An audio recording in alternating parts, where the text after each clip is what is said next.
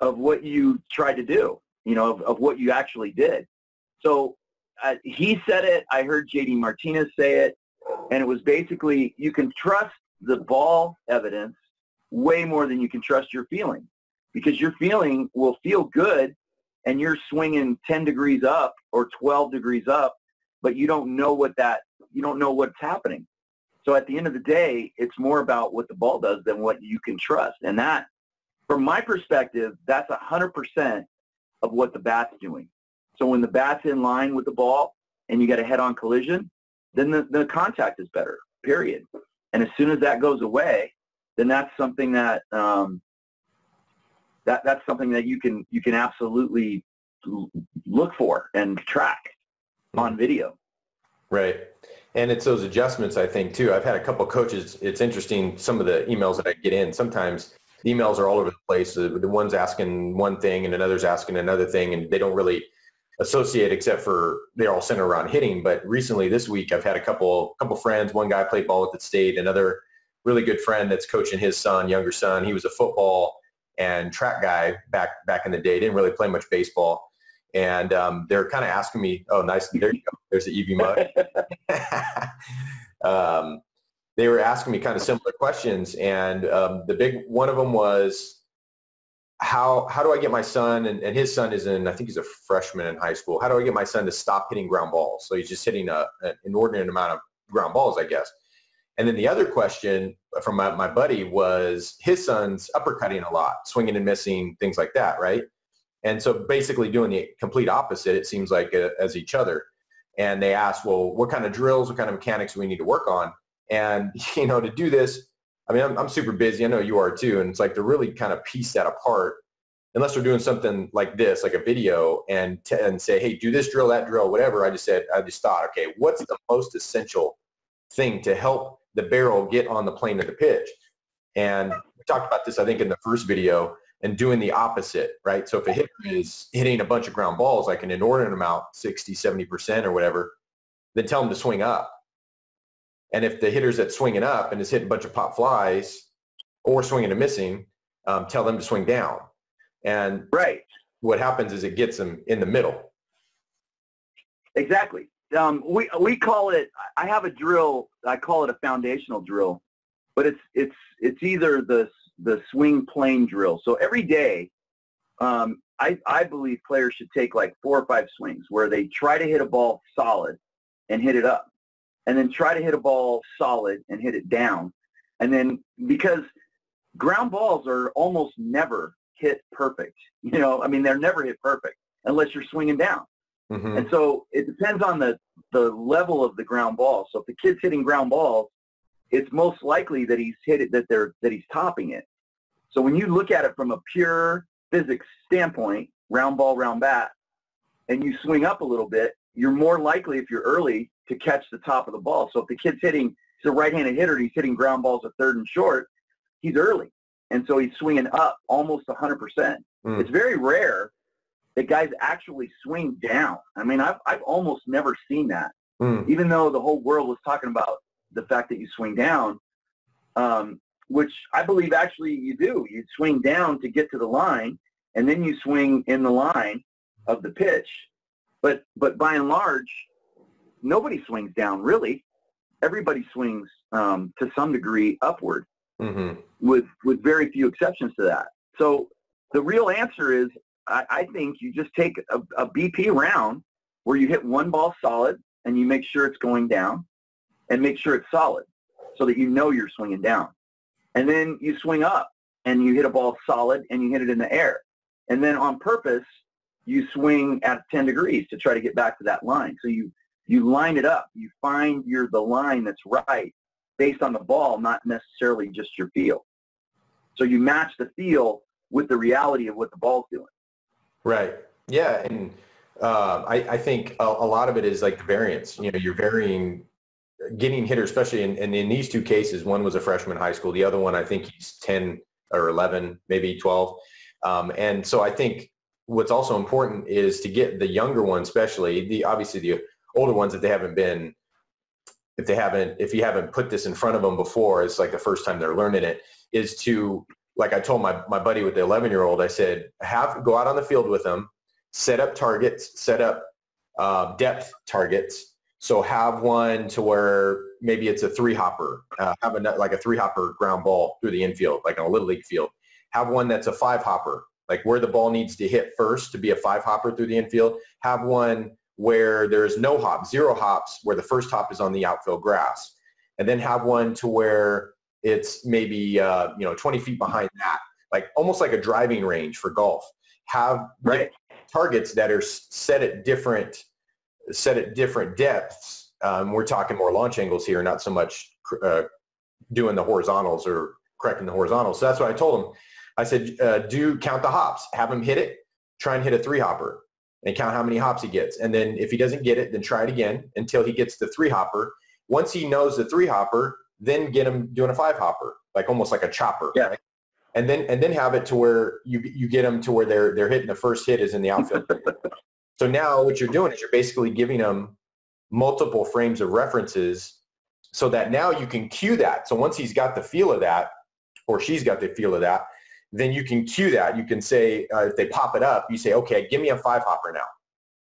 And then most likely what's going to happen is their barrel's going to end up meeting the tube, right? The tube we talked about where the ball's coming in the tube and you send it back through the tube. So kind of interesting, cool stuff that you can do, just experimenting, tinkering, and testing, you know? Well, I think at the end of the day, if you understand that they can't see it, but they can feel it, and you can't feel it, but you can see it. And so between your vision and video, at the end of the day, you give the power back to the hitter and tell them, because they're the only ones that can feel it. They can't feel what they're doing. You can see it, but it's really difficult for a coach to have any idea what it feels like, other than the fact that they probably played. But that's the key, is that they can't see it, but they can feel it. So you've got to get those things on the same page. So the reality is the same. So I got a question for you on Carlos Pena when you were working with him in 2009. You were saying one of his weaknesses was up and in. Was it hard up and in? Yeah. So what did you do there? Because you said that did he get pretty good? Did he improve on that after working with him?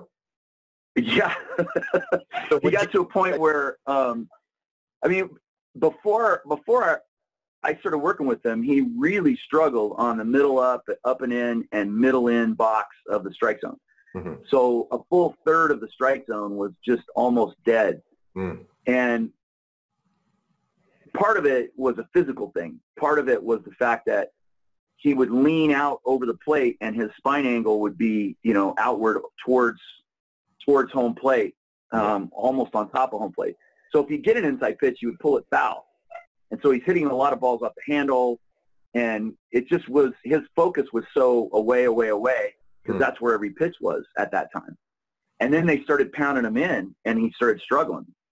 So we had to get to a place where he could actually handle being able to hit a ball in that area. So when we were finished with 2009, when you looked at his zone boxes, he had homers in every box. And that had never happened in his career, because he started hunting in those areas. And it was part physical, but when you're a big league player, when you're a college player even, I think, it's really difficult to make swing changes. It takes a solid maybe 3 months to figure out how to get a change in your swing and have it become part of you. So you can change it in BP in 5 seconds, but it doesn't translate into games necessarily, especially at that high level when it's intense like that. Right. And so we had to figure out ways to pull that off, to get him more comfortable with that process of being able to hit pitches in that up and in area. And that's a pretty complex thing, but it's simple in the end. It's just like what Votto said.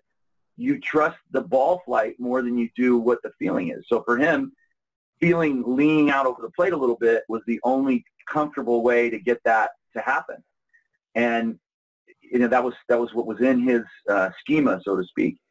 It was comfortable to be out over the plate with a spine angle of like 50 degrees if you measure it from the side or from the center field camera. Yeah. He would be leaning to the point where his upper body was like 50 degrees or even more than that. So when you do that, the swing line in comparison to that tilt is usually pretty upward, pretty severely upward. And so if you've ever seen Carlos Pena, his swing is extremely upward. But if you were to ever straighten him up to the point where his back was straight, I want to draw this. Kind of like, if you can see this, I don't know. Yep. I'm going to try to draw this. So his angle, this is like a spine angle, right? Yep. And so his swing line would start here and it would go upward. So regardless, this angle kind of stays the same. So if he were to stand up a little bit, if he could get his angle to be more like that, then his swing line would immediately change, because this concept right here stays pretty much the same most of the time for him. So by here, it's a severe uppercut, and here it's like a 10-degree uppercut. Yeah, which is right in line with a lot of pitches. And that was one of the premier things that we try to do physically. But that's a hard thing to do when you've swung the bat a certain way your whole life, and now all of a sudden it's different. That's a complicated answer to get to how we fixed it, but it's basically trying to learn how to use Bernstein's law and get a new intent. And the intent was to try to change the ball flight. And when his thought process went to trying to change the ball flight, it worked. His physical swing changed. Yeah, very cool. Yeah, and speaking of Votto, I remember reading an article a couple of years ago. This was kind of before the two-strike change happened, and he was talking about, it was, I think, a Fangraphs article where he's talking about cutting down on strikeouts to increase his average, cutting down on home runs. So he's like, yeah, I could be a 40 home run guy or 30 home run guy or whatever, but I want to have a flatter swing plane and not miss under too much and get more strikeouts. And so to me, I was looking at that, and, talking with you, is that power, whether it's 40 homers or whatnot, doesn't necessarily mean that average has to go down. But what was cool in that article, it's kind of a side note where I wanted to go, but in the article, he was talking about Mike Trout, and Joey Votto could do the same thing, I'm sure, but he was talking about Mike Trout, and if you put him in BP or possibly even some kind of intermediate, maybe spring training games, that if you told Trout, I want you to one-hop the second baseman, he could. If you told him you wanted him to one-hop the fence in left center field, he could. If you wanted him to hit it straight up to the catcher, he could. And so the idea that not just the vertical side of things, but also the horizontals, we call them horizontals. So being able to use all sides of the field and knowing what those angles are, I thought that was kind of cool that Votto talked about that in the article. I think the title was Joey Votto, Why Coaches Should Not Be Obsessed with Launch Angles. Because, obviously the field is, you got a dimensional thing. It's not just one dimension being verticals, but being able to use the whole thing, Right. Ben Hogan used to talk about that in golf, where they would talk about how you have to physically change something, and he would just think it. He would literally just kind of think about making the ball move left or right. I mean, there is a physical thing that takes place whenever the golf ball fades or hooks, but he would talk about it as though he's just kind of willing it to happen. In reality, I mean, I don't know if you've ever done this little thing, but it's cool. It freaked people out at Northridge, but I was at Cal State Northridge, and they had you do this little drill where you would hold a paper clip with a string. Okay, you're holding the string, and the paper clip, you would just start thinking about it, and it would start spinning if you were thinking about it spinning, right? You're just sitting there holding it, and it starts to spin, and then you stop it and you're with your mind, and then you make it go this way, back and forth, or to and fro, whatever, and people in the classroom would drop it, like, holy crap, this is voodoo stuff, because it really works, because there's little micro I'm not sure what the proper terminology is, but in your fingertips, you have those little controls that as soon as you think something, it starts to happen. And so players that have worked their whole life at doing something like swinging a bat, they have incredible feel of where that bat's at. Tiger Woods could tell you within, he could tell you what weight the club head is in his golf swing. So he could swing like 10 drivers and tell you which one weighs what swing weight. Because at the end of the day, there's these crazy control knobs in your fingertips. And so I think as soon as you tell your brain what you want it to do, it starts to figure out ways to get that done. And guys like Trout and Votto, they can do amazing things just by imagining that. But they're also limited to the physicality of what's going on. If Joey Votto spins on his back foot, for example, that everything that he's feeling has changed a little bit.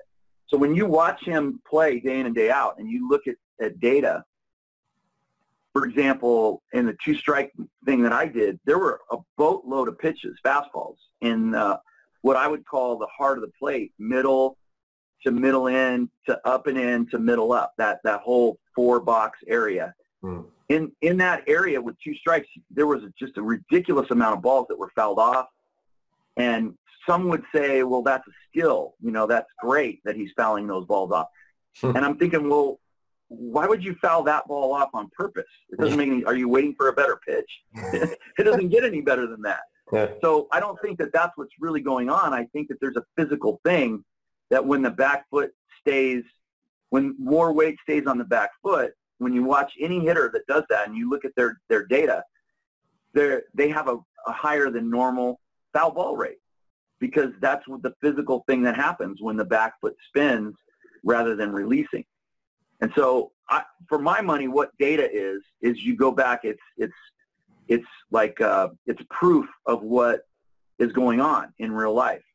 So when you watch that over and over and over again, if you have a kid who's topping the ball, hitting a lot of ground balls, the first thing I would look for is swinging up, not down. And that's kind of what started this whole thing. Because when you swing up and you're early, you catch the top of the ball. It's exactly what Jay Bell did in our little test. He hit more ground balls to the left side of the target, which means that even though the ball's sitting on a tee, there's still a timing involved. And if you're early to that timing and your swing line is up, you're going to catch the ball and send it downward more often. It's really just cause and effect. I mean, the whole ball flight thing is nothing more than that simple idea of the fact that whatever line the ball's on and whatever line the bat is going on right before impact is going to cause where the ball's going, period. Because you can't control it completely. This is the hardest part about this whole thing. No one can control it. If they could, we'd have guys hitting 650. But you can't control that. It's part of it is the fact that it's round ball, round bat, and there's only three ways that it can go. Perfect, a little under, or a lot under, or over. That's it. That's the only options if you actually make contact.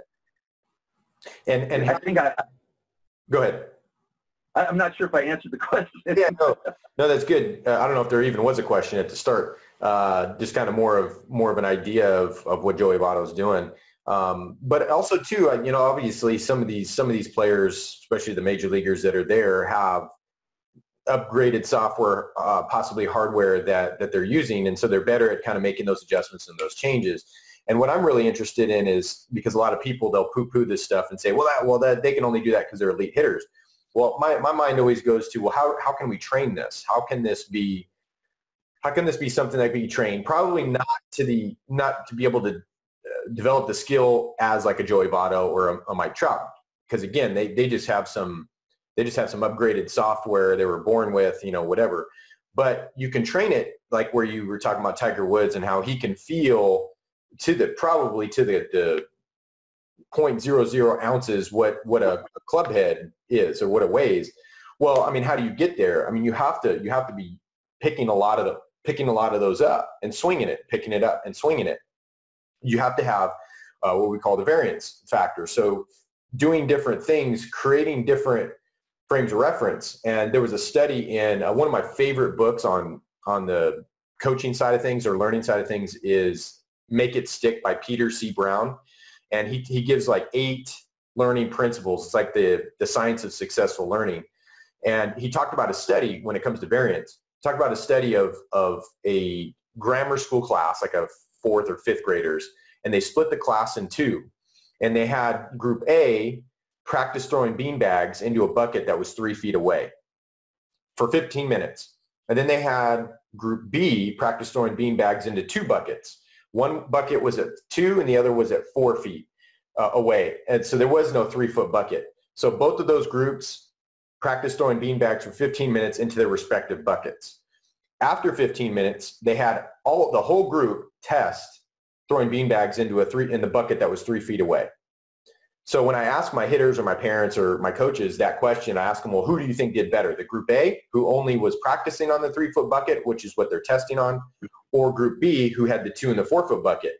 And probably 60, 70% of the time, they think it's a trick question, and they'll answer, well, the two buckets, right?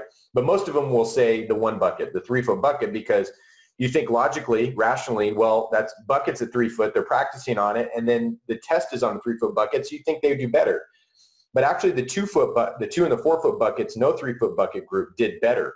And I asked my players and stuff, why? Why did they do better? Well, because they had 2 frames of reference to pull from. Basically, once they got to the test, in their brain, they said, okay, I got the feeling of 2 foot and 4 foot, so I just need to throw it a little farther than 2, a little less than 4. So they had those multiple frames of references. So once I read that changed everything for me. So we do a lot of variance. And so like I mentioned earlier in this video about the ground balls. And so if you got a hitter that's hitting the ball in the air too much, like you said, part of it, if not more, most of it is just they're early and they got an uppercut swing. So obviously they're pulling they're hitting it if it's a righty, they're hitting third baseman, shortstop on the ground. Most likely you've got the uppercut swing, so they're catching it farther out in front, so it's coming over the ball. It's hitting the top of the ball. But the other thing too, like Bernstein's principle, hitting intent.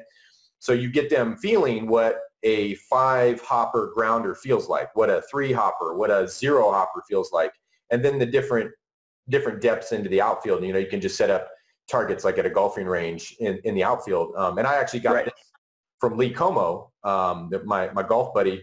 Because he comes from the golf background too, and he's strictly golf, really good at it, and that's what he does. So he's targets, and then he had his daughter, who I think she's now 17, 18, getting ready to go into college. She just actually, I want to say she signed on with Oklahoma State or something like that. Signed on with somebody, and that's what he did with her growing up. Is he would get in the outfield himself, and he'd say, "Hit me," and then he would move to a different spot, "Hit me." And not depth-wise, but also horizontally, he would move across the outfield or infield and just hit targets. And I think younger hitters would get a lot out of that if they started that early. Yeah, I used to play a game with kids when I was doing a lot of youth lessons, and it was the 5-3-1 game. It was basically that trajectangle rating that we came up with Jay Bell. Mm-hmm. So a 5 was a 10-degree perfect line drive. A 4 would have been a ball that you just barely missed within 10 degrees. Mm. So we would just basically say if you crushed it on a line, it was a 5. If you hit a hard ground ball, it was a 3, or a hard fly ball, it was a 3. If you pop it up, it's a 1. If you hit a dribbler, it's a 1. Mm. So you give them 10 balls, no do-overs. And so they've got to count the whole round. And by the end of the round, in every case, when they make 10 great swings, the theory was if you can make nothing but great swings, you're never going to score less than 30 points on this test, because you're going to always average a 3. The idea of a 3 is basically you're hitting it good, a good hard fly ball or a good hard ground ball, and then the 5 is the one right in the middle, that 10-degree line. Mm. And so if you're going to get a few 5s, you're going to get a bunch of 3s, and you're going to minimize the 1s by focusing on that drill. Mm. So it's just a 10-ball test. And we do it all the time just to kind of get a feel. And the second they start thinking about trying to hit 5s, 3s are easy. Like the miss, the 3 miss is pretty easy. And so the score will go from 20 maybe on the first one, and then you tell them what to focus on, and now all of a sudden it goes to 35, 40, and I've had kids, you know, get a perfect score of 50. That's pretty rare, but it's happened a couple of times. But it's hard. It gets immediately easier as soon as they get really focused on the ball flight. Right. And a little anecdote, Aaron Miles, I met him a couple of years ago. He played in the big leagues for probably 8 or 9 years. He's coaching an indie team up in the Bay Area, I think, actually. And we were just talking about a bunch of stuff. We have some cool conversations like you and me. He's really open to a lot of this stuff. He played with the Cardinals with Pujols during that time, so like mid-90s, I think. And we were just talking about quality versus quantity swings. And, you know, obviously quality, you want to see quality. You don't want to see quantity being prioritized over quality.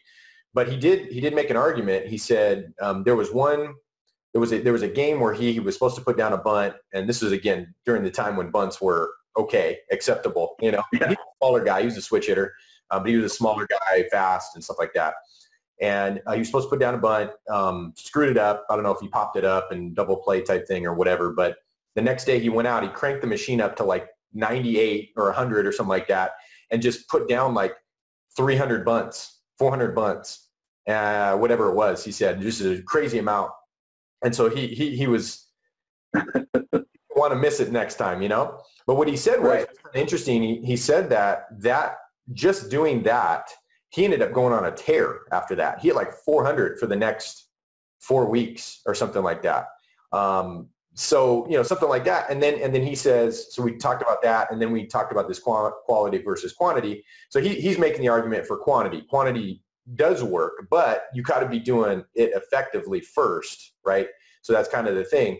And so he was saying, he goes, hey, if somebody sends me, if a hitter sends me game film, he wants to play for me.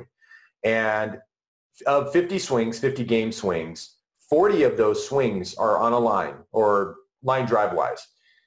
He says, that's going to raise my eyebrows, and it's going to, hey, make me think I need this guy on my team. But he said, if you send me video, game footage of maybe 15 or 20 of them, or 25 of them, even half of them are line drives, he's going to say, you know what, you might need to work on your stuff a little bit more. So it's kind of the same thing you're talking about with this simple setup off the tee with the 10 swings, allowed 10 swings, and having a point system to where you have something that's measurable now. You have the target, which was this week's blog post. I put a link, turned it into a PDF. So you can go to, and when we do this video, there'll be a link to that for this video of Perry's little chart that helps you kind of set that target up so that you have a good idea of what 10 degrees looks like. So that's your 5. And then 4 is kind of just beyond that target, just outside that target. If you can picture a donut, so like a circle of tart cut out. I can't remember the actual dimensions of it, but having cutting out a circle inside that circle, so you have like a donut looking thing. So anything through the donut, through the hole, is like your 10 degree, quasi 10 degree, and then outside that donut, just slightly outside, would be your 4s, your 4 points, 5 in the middle, and then start getting outside of that, then you start going into your 3s and 2s and 1s. Right, and this was a line drive game off of live BP too. You can do it.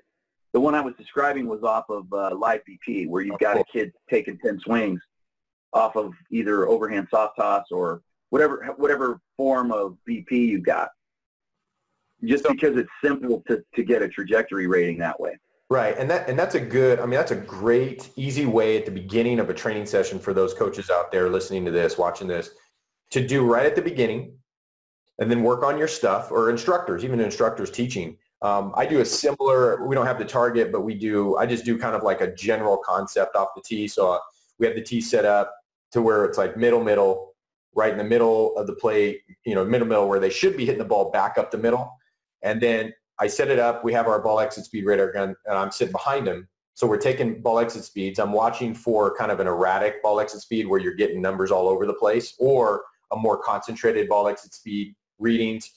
Then I'm also watching for the hitter, whether they're lefty or righty, the hitter pulling the ball too much, pull into the cage if it's a righty to the left side, left to your right side, or they're going the other way too much, or they're going down too much, up too much. So it's just more ballpark. It's not quite as precise as parries. I would suggest parries if you can set that up at home. I think starting out with the beginning and then at the end. And again, at the end of my session with my little thing, at the end, we should see them being able to control their verticals. So their ball, that 10-degree line drive that we're kind of is our main objective. And then we can also see how they're doing controlling their horizontals too. So we get a before and after at the beginning, at the end. So again, it's if you can measure, you can manage. If you can measure, you can manage it, right? Yeah, I mean, I started with that concept so long ago now, but it was just precision. You know, it's taking golf, the precision of golf, and bringing it into hitting. If you can't measure it, then you don't know whether you're getting any better. If you're in a round room and there's no point of reference, how do you know which direction to go? Yeah. And so when you're practicing and practicing and practicing, but you have no parameters to follow, there's no way to know whether you're getting better or you're off track or you're on track. So I think it's super important to have ways to measure, even if they're crude. You know, when I first started doing coaching way back, we had a radar gun at this tryout camp that I arranged with the Brewers. An old-time scout, Kenny Haupt. We ran this camp, and we had probably 80 kids at this camp. And one of the drills I asked, he thought I was crazy, but I wanted to have the kids put a ball at home plate on a tee and see how far they could hit it. And the basic idea was just raw power. What's this kid capable of? And he laughed at me until about 4 or 5 of the kids that were at the camp hit a ball out off the tee. It was like 315 or 320 down the line. Mm-hmm. And a few kids hit balls out of the yard. And he was like, damn, if they can do that with a ball off the tee, that kid's probably got some pop. Mm-hmm. And so we didn't measure their exit velocity at that time, but we measured how far they could hit the ball off the tee. And it was something that was so simple and so crude of being able to see how far the ball goes, but it's directly correlated. When you hit a ball 400 feet, then you've got a minimum of 100 miles an hour of exit speed. You know, I mean, right. I had a kid at that time that was 107 with an aluminum bat and about 103 with a wood bat. And he hit the ball 393 feet into a just tiny little, maybe 3-mile-an-hour wind, but it was in his face. And so the ball carried 393 feet off the tee. Wow. Which was super impressive, but it just kind of goes to show how closely related the exit velocity is to, you know, based on conditions. There's a lot of stuff. But at the end of the day, even crude measurements are better than no measurements. Right. Yeah, because it's philosophy and theory and because of the confirmation bias and us taking an idea, or our operating system is going to look and search for things that are going to confirm that bias, you know. And right. You can't go off of philosophy and theory. You have to look at the numbers. One thing, I don't know if it's really jumping to a different subject. It's pretty much the same subject, but I wanted to ask your opinion. What you would what advice you would give this 13-year-old kid? So I got a received date. That's what I was trying to find, was this comment on YouTube on one of my videos. Actually, our latest one, what's the biggest mistake coaches make in boosting ball exit speed? So our second talk of the jam session. So this kid, 13 years old, so he says, I have been doing your catapult loading system method for hitting for about a month and a half now. I'm hitting the ball harder than ever, and it feels great. A coach yesterday, and here's where the question comes in parentheses, while I was hitting front toss at the beginning of practice, said that he thought I was rotating my shoulders too much and should keep a better posture in my swing.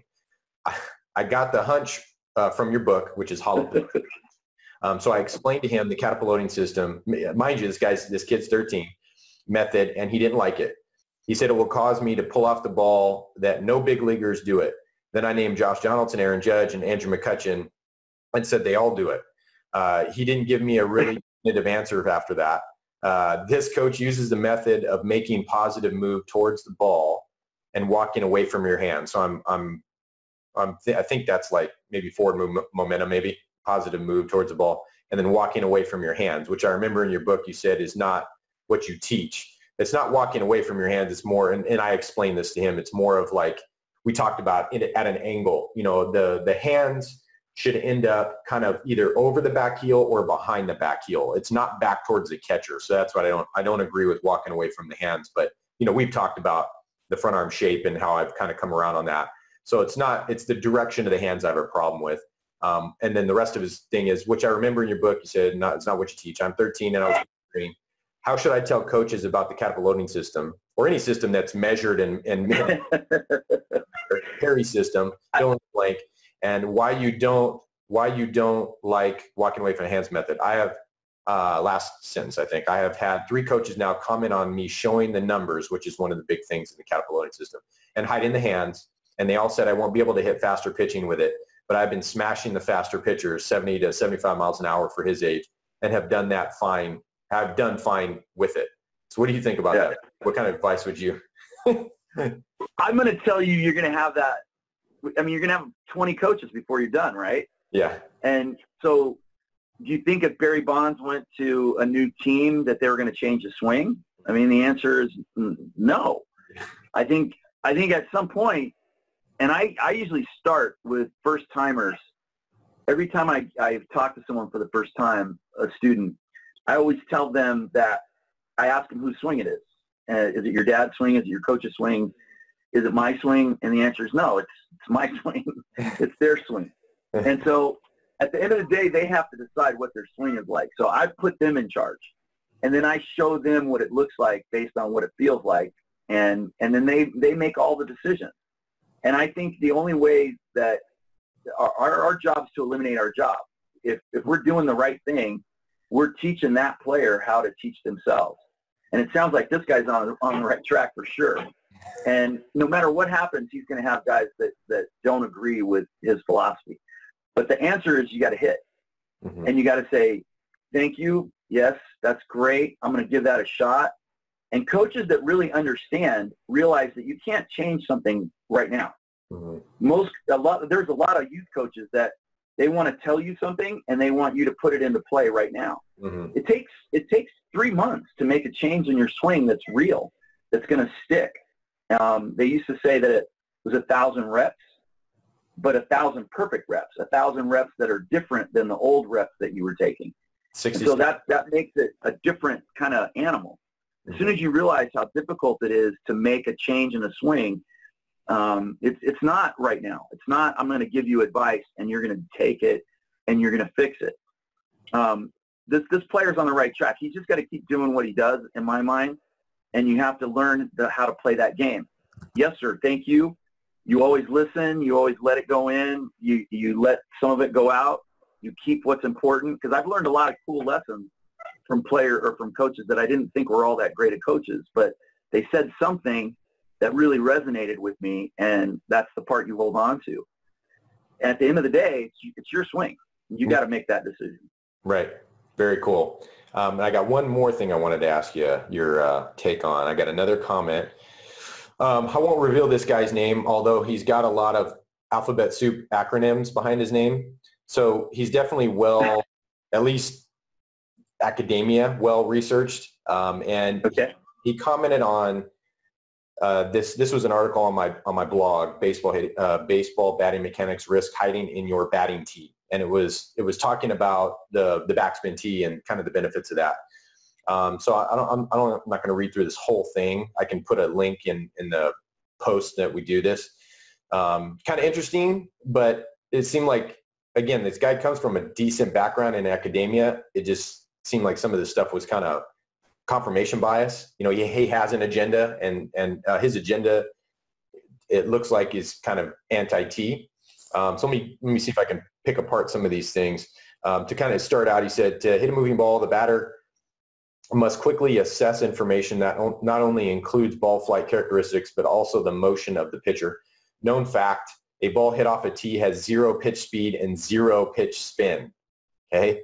Scientifically proven fact. What is omitted when telling you to lean in to hit a ball with backspin, or learn to hit a ball with backspin. That's what he's typo there. When the bat makes contact with the ball obviously goes in the reverse direction towards the field. But contact also changes the ball spin. While there is ample research on this, here is just one. He kind of gives a thing here. Mont Hubbard colleagues at University of California, Davis modeled all the forces on a batted ball and found. So two things, and then you can go ahead and address that or respond to it. A fastball arrives at the plate with backspin. Once hit, it leaves with topspin. A curveball arrives at the plate with topspin. Once hit, it leaves with backspin. So he's basically, he's got his perspective changed around, because he's saying that well, a curveball spin is going to have downspin, and when you hit it right and you're underneath the center, it's going to continue spinning in that direction. That's why they say the curveball actually will go farther off the bat. There used to be a tee. I had a pro guy tell me this one time. They had a tee that would suspend the ball in air. Right? It had this device that would keep the ball in just floating in the air. And he said when guys would hit the ball that with no spin, it would travel, 330 feet or 40 feet. And when they would spin it like a curveball, they could hit it out of the yard pretty easily, like 400 feet, which I always thought was really interesting and really cool about, the future of tees would be to have it be able to float and spin in any way that you want it to. But it depends. If you throw the curveball and I top that curveball, it's not going to spin backwards. It's going to spin in a completely different way. So the spin can be reversed, or you can hit it to where it knuckles. It just depends on how the ball's hit, what the line of the ball, what the line of the bat is at the moment of impact. Spin is not like predetermined. Spin is going to change every time. I mean, if you hit 100 balls, all with curveball spin, they're not all going to have that same kind of backspin. Right. It's not going to work like that. If you top any of them, then you're going to have forward spin because you're topping that, and you're going to reverse that. Just like the fastball that's coming in with four-seam spin, when I hit it and it starts spinning the other way, there's a loss of energy at the moment of impact, but it reverses that spin to go the opposite direction. But at the same time, when I top a ball, it's probably why when you see the highest exit velocities on fastballs, they're typically on hard, super hard ground balls. Right. Because of that same concept. If the ball's spinning backwards and I hit just barely above center, it's going to continue that forward spin, and you're going to hit the ball 100 miles an hour, which the last time I looked, 225 players actually that was 2017. Last year, 211 players averaged over 400 on 100-mile-an-hour ground balls. Right. So the mean is about 550. So basically, that ground ball is awesome, but it happens as a result of that spin, I think, partly. Yeah. If that makes sense. You have backspin, which is basically, if you just continued that backspin, would be topspin for a hitter. And so if you barely miss the center of the ball and you hit a one-hop screamer through the infield, that's probably going to continue that backspin, having it go forward. Yeah. So spin is totally dependent on what type of contact you have. Yeah, and that's maybe it was this. I mean, he was referencing this study, and so a fastball arrives at the plate with backspin, but that's from the pitcher's perspective. If you're talking about four-seamer, but it arrives with topspin. A fastball arrives with topspin to the hitters from the hitter's perspective. So once hit, it leaves with topspin. So this study, I don't know how they did. I mean, he did reference a study down here. I think he had everything. He had resources and everything for this thing. So I'd have to probably look. We'd have to look. Was the bottom line that hitting the tee bad? Yeah. So he says. So after he referenced that study, he says, so how can a batter hit a ball with backspin off a batting tee? He says, simple physics. The ball isn't rotating. Therefore, when a batter hits a ball off a batting tee just below midline, the friction of the ball and the bat colliding created at contact causes the ball to leave with backspin. But then he says, but of course in a game, batters hit a moving ball with different speeds, spins, and trajectories using the anatomy of on-path bottom half, which is, what the backspin tee guys talk about, displayed in the article, hitting a fastball at the optimal location will not produce backspin. It will possibly reduce the topspin or produce a knuckleball at best. So the spin of the ball is actually dictated by the type of pitch thrown. I'm going to say not no, but hell no. I mean, determined, right? That's what he's saying. It's like, depending on the spin of the ball that is coming in, it's predetermined what kind of spin the batter's going to put on it. That's what he's saying. No, that's ridiculous. Because every type of spin that comes in can, if you hit it in the middle, it's going to have kind of a knuckle spin. When you hit it in such a way that you're above the center of it, you're going to create some type of topspin. And the degree of that topspin depends on the angle of the pitch, the angle of your bat, all kinds of things. Depends on how much of the ball you get, how much above the center you get. But whether you're off the tee or you're throwing a curveball or you're throwing a four-seam fastball, when you catch the top of the ball, it's going to create that type of spin. It has no choice. I mean, that's like rudimentary physics. Cause and effect. Yeah, it has no choice. I mean, it's like taking a ball that you're going to throw, and if you're, let me grab a ball. If you are on, like the side of the ball, not directly, like if your fingers are directly behind the ball, it's going to cause the ball to have that kind of direct spin, right? Mm-hmm. But if I get off center just a little bit, that ball has no choice but to go that way. It's like hitting a cue ball. Yeah. When you hit a cue ball into another ball, whatever angle you hit, it's going to cause the ball to go in a different direction. And when you put spin, when you apply that to a baseball hitting a bat, it's going to have the same kind of exact effect, right? I mean, it has no choice. Yeah. Well, and I kind of told, and there's a lot here that he wrote, and I was like, oh my gosh. But, I looked at his background, and he did have something that seemed like, worth looking at. But I responded, just your point of fastball rise at the plate with backspin. So we talked about, well, you're talking about per pitcher's perspective. And then you're comparing apples to oranges, hitting off a tee versus live. Because throughout the thing, he was just talking about how I think tee swings don't prepare you for live swings. And I was just like, well, tee swings allow a hitter to work mechanics. Working timing mechanics at the same time with the moving ball is a major challenge, especially when learning a new motor skill. And I said, what happens to your brain when you write your first and last name in half the letters for the first time? High cognitive load because it's new. You're not used to that. Yeah.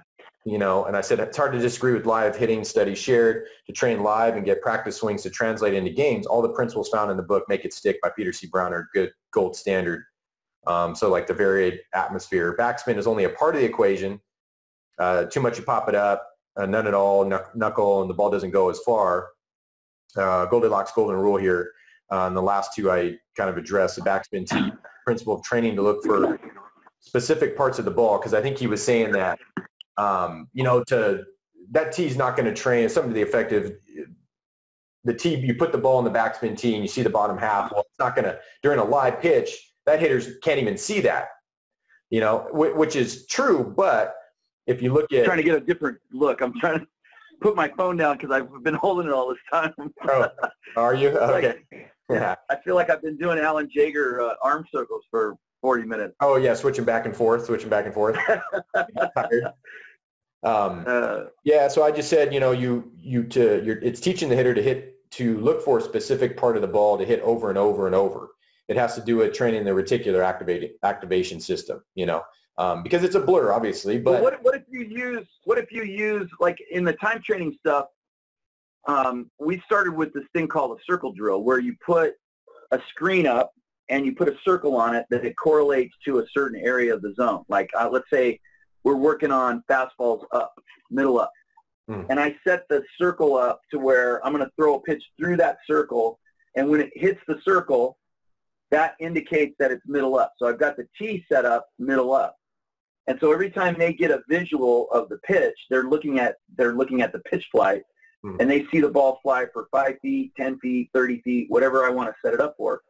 And they get a chance to see what the ball flight is.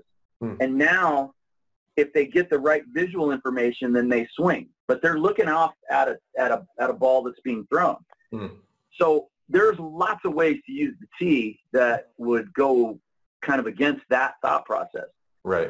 Honestly, I think it's the worst thing about a tee is when you allow players to let their head go down to see the ball hit the bat, rather than just have their eyes go down to see the ball hit the bat. Because in real life, you're looking off into the distance. You lose the ball at 12 feet in front of home plate, whatever that number is.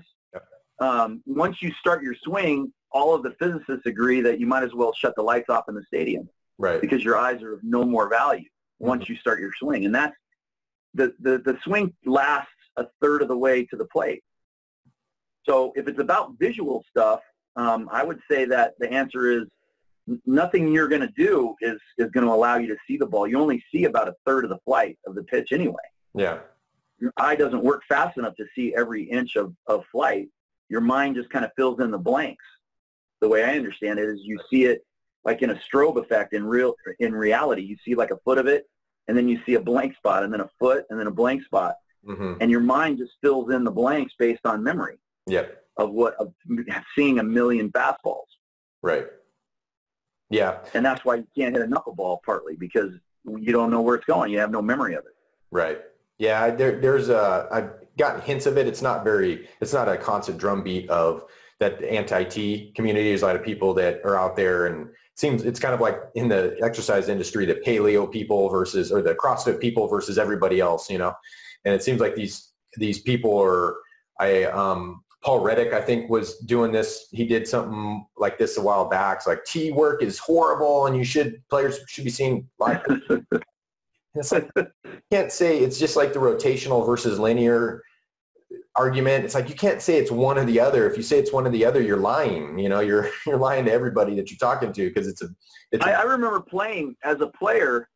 I loved the tee, and I led the state in hitting in California, which is saying something. There's 99 junior colleges. And I hit 470 with a 32-game hitting streak. And I used the tee religiously every day. In fact, I would set it up on the field. I'd get there an hour early, set it up on the field, and practice hitting balls to left center, to right center, to the hole between short and third. And it was based on the whole idea of trying to get a movement pattern that made the most sense, that was the most efficient, and that created the most ability to repeat that move over and over and over and over and over again. I don't know. I think you'd have serious argument if you tried to come up with an anti-T campaign around baseball. That's probably why you don't see it that often. Every once in a while it comes out like this guy. But this guy did it in a comment on a blog post I did probably 2 years ago, 3 years ago. So it's not like when it comes back up in my analytics, I push it back out into social media, but it's not a brand new post, so it's obscure. So yeah, that would be kind of tough. Well, you know what? We're closing in. We got a little after 11 now. I think we should, I think we're good on since I upgraded it, didn't look like it limited us to 40 minutes. I think we're good to go. All right. So next time, go ahead, Perry. I was just going to say, I'm going to, now that I know how to do this, we'll set up some videos next time. So whatever questions we have, I'll answer them through video. Cool. And we'll have it set up to where I've got something, like I'll show the screen, and we'll show something. Can you see this? I don't know if it's. Yep. We'll come up with ways to kind of highlight whatever it is that we're talking about. I'll come up with a way to show that. So maybe we can. This was something from a spring training game yesterday that I thought was really pretty cool. Oh. The whole concept of the swing and miss, and they show a side view. Move your phone over a little bit. This way. There you go. There you go. Oh, there you go. Yeah. So we think, in reality, when his bat crosses that line, if I were to draw the pitch line in here of where that's going, and then when his barrel crosses that line right about there, wherever the ball's at that moment, that's how late he is. Because you see the blur of the ball over here someplace. Right. That's how late he actually is. Because his hand-eye coordination is going to take him to that line every time he thinks he's on time for that. Mm-hmm. So where he's actually at, that ball is somewhere like in somewhere back here. So if you were to just kind of simply grab the length of his bat roughly and then put that in that space, it's more than the length of his bat is how late he is, even though it seems like when you watch that from the front view, it looks like he just barely misses it. Yeah. But from the side view, it's super obvious. I mean, he looks like he's all over that. Mm-hmm. But the second you get to that better view of the side, you get a realistic idea how late he actually is.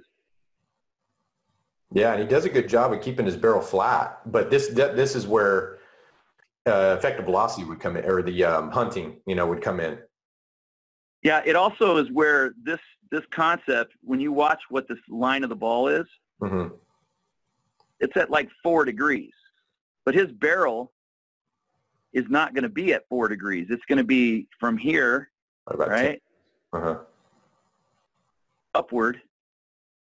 When you draw a line to that, 13 or 14 degrees, somewhere in that range. Yeah. I mean, we can't be precise, but it's clearly not in the same line as the ball. Right.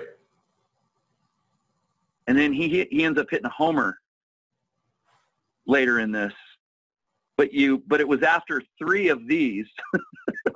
It's so funny to me to watch this happen. And where was the ball? What was the ball location on the homer? Like we're out in the strike zone. It was middle away, of course. Oh, there you go. So it ran right into it. Yeah. So after throwing 3 pitches by him, then he throws one in it might have been 4 pitches actually. Oh no. Let me show you this one, because this one is, can you see it still? Yeah. A little bit of a glare in your background. There you go. So he ekes out over the middle of the plate, and now he's a little less late, right? Mm-hmm. And now we get, the next one is out over the plate. So it's like, so it's kind of like you led him right to that spot. Exactly. It's like his timing was geared up for that one pitch. And like you said, the pitcher just kept slowing it down until he finally ran into it. Exactly. How now, cool. I hate doing that because it takes away from the player's ability, the hitter's capabilities, and I'm not trying to really do that. Yeah. I'm just trying to bring light to the fact that when pitchers really understand, what if the only pitch that guy got was the one that he swung on and missed that was a fastball? Mm-hmm. And then he got a change up in off that same tunnel and a slider away at about 80 EV. Hitting is gonna when pitchers really get it, there's gonna be some very big changes coming. There's gonna be some. I think we'll see it this year too, honestly. Yeah, part of it. I think so too. At least we'll see it at the big league level. I think last year started. I think people are waking up. We'll see it there. Yeah. But like you said, it'll take a couple of years until it trickles down. Cool. All right. Well, hey man. So let's do I like to kind of stay in the routine. So where can people find you? And any kind of coupon codes? I still think there's that EV25. I think if you want any of the online courses, okay. Hittingasaguest.com. At EV Perry has been on Twitter. Yeah. And I see the sad part is I don't even know what my Facebook one is. Yeah. You know what it is? I think it's at Perry Husband. I don't know. Perry Husband. It is. Is there an at? Cool. And then me, obviously, hittingperformancelab.com, and I do have, I'll just put it as a link, that free book plus just pay shipping and handling $8.95. That offer's out there, so I'll just put that in there. Other than that, I think we got a winner here, and so I think what we'll do is we'll send a link out via an email so that people can just log in through the email, and they'll get a lot of reminder emails to come in. So we'll, Mark came. Thank you, Mark, for your time. I know we're going a little bit over. Thanks for coming in. We obviously, by attrition and changing over platforms, we lost some people. But the next ones, as we kind of dial this in, we'll be getting a lot more people in the chat, getting more questions from people. But for now, we got it. I think we got a winning combo. So with that, I want to thank Mr. Perry Husband for taking his time. I know he's a busy dude. And all right, Perry. So same time next week. We'll just do it in a little different way, but it'll be Friday at 10 a.m. Pacific Standard Time. Just won't be Facebook Live. It'll be via Zoom, and we'll do a little bit better job of getting this out there since we kind of dialed it in. I'm going to be at the Sabre convention, so there's a possibility that I might have to change the time because I'm not sure what time. Carlos Pena is doing a presentation at the Sabre convention. That's right. And I'm not sure exactly what the timing of it is like. So so let me know, and then I'll just in the email I'll let people know when they can do it. Okay. Or when we're going to do it, and then we can kind of go from there. It'd be kind of cool if Carlos could jump on. Yeah, he'll do it for sure. If we're open, if we're not presenting at that time, I'm sure he'd love to. Cool. Yeah, that would be awesome. So maybe we'll have Carlos Pena on, get a little cameo. Cool. All right, Mr. Perry. Well, have a good rest of your day, bud. And thanks, Mark, for staying on. You have a good rest of your day. And I don't know where you're at in the United States, but we're still getting a little bit of rain here in California. So stay safe, and we'll talk next week. All right. See you, man. All right. See you, Perry.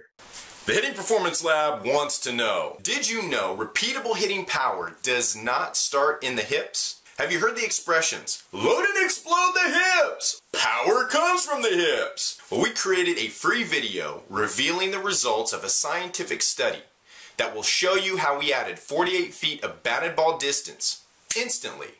And it's not all about the hips. Click here now to get the video while it's still free.